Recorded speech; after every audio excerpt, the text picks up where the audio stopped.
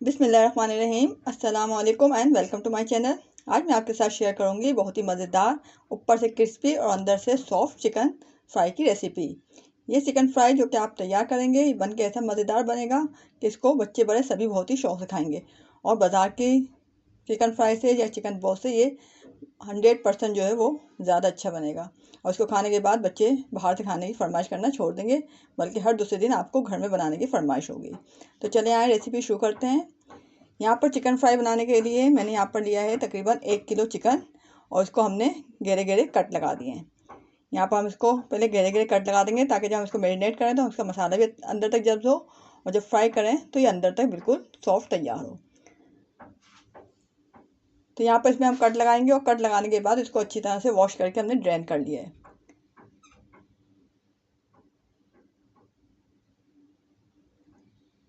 اب اس کو ڈرین کرنے کے بعد ہم نے اس کو اپنے ایک باؤل میں لیا ہے۔ ہم اس پہ بہت ہی کم مسالے استعمال ہوں گے، گھر میں جو عام طور پہ استعمال ہوتی ہیں چیزیں وہی ہم اس میں ڈالیں گے، اور اس سے بہت ہی لذیذ قسم کی یہ ریسیپی تیار ہو رہی ہے۔ یہاں پر ہم نے شامل کیا اس میں 1 انڈا، اور اس کے علاوہ ہم نے شامل کیا اس میں 1/4 کپ سرکہ، اگر آپ کے پاس لیمو موجود ہو تو آپ لیمو شامل کر سکتے ہیں۔ 1 ٹی اسپون نمک شامل کیا ہم نے اس میں۔ 1 ٹی اسپون ہم نے اس میں پسی لال مرچ شامل کی۔ 1/2 ٹی اسپون پسی کالی مرچ یعنی بلیک پیپر شامل کیا۔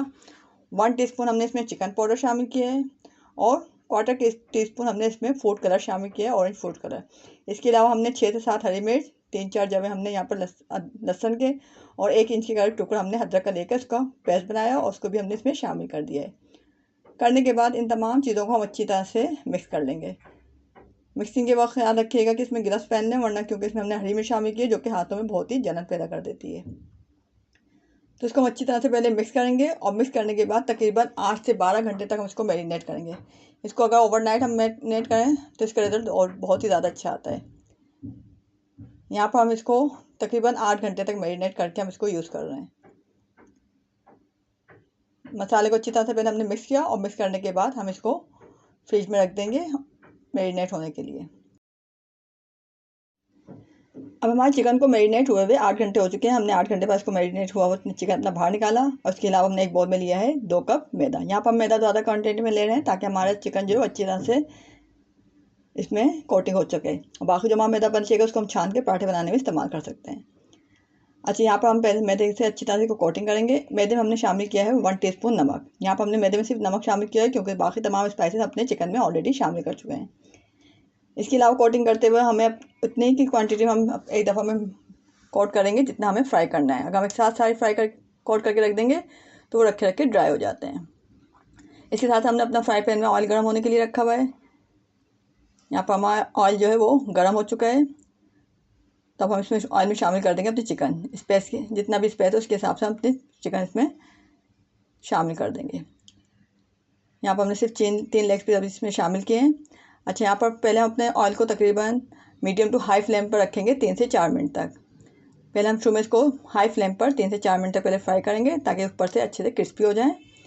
پھر اس کے بعد میڈیم ٹو لو فلیم پر اس کو ہم تقریباً 8 سے 10 منٹ تک فرائی کریں گے تاکہ یہ اندر سے بھی بالکل گل جائیں اور سافٹ سے اچھے سے نرم سے بن سکے، جوسی سے۔ اگر اس کو ہم ہائی فلیم پر ہی فرائی کریں گے تو اوپر سے تو کرسپی سے ہو جائیں گے لیکن اندر سے جو ہے کچے رہ جاتے ہیں۔ لہٰذا ہم اس کو پہلے 4 سے 5 منٹ ہائی فلیم پر، پھر اس کے بعد میڈیم ٹو لو فلیم پر اس کو ہم 8 سے 10 منٹ تک فرائی کریں گے۔ تو تقریباً ہمیں 15 منٹ لگے ہیں اس کو فرائی کرنے میں۔ تو اگر آپ کا چکن کا پیس جو ہے وہ بڑا ہے، بریسٹ پیس لیا آپ نے یا تھائی کا پیس لیا ہے، تو اس میں آپ کو 18 سے 20 منٹ لگ سکتے ہیں۔ تو یہاں پر ہماری جو ہے چکن جو ہے فرائی ہو چکی ہے۔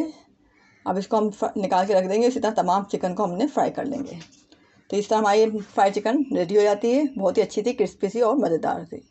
تو اگر آپ کو یہ ریسیپی پسند آئے تو اسے ضرور ٹرائی کیجیے گا۔ ویڈیو کو لائک کرنا، شیئر کرنا اور چینل کو سبسکرائب کرنا ہرگز مت بھولیے گا۔